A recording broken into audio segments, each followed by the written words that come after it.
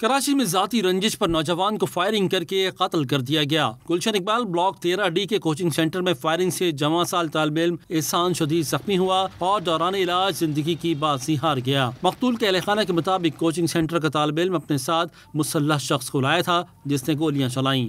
ایک لڑکا آیا ہے وہ جو اس کوچنگ سینٹر میں پڑھتا تھا، اس نے بولا ہے کہ یار یہ لڑکا اشارہ کرا ہے صرف منہ سے، انگلی کری ہے، اب پتہ نہیں اسی کی طرف کری ہے یا کسی اور کی طرف کری ہے، اس کے پاس کلاشن تھی، اس نے فائر کر دیا ہے۔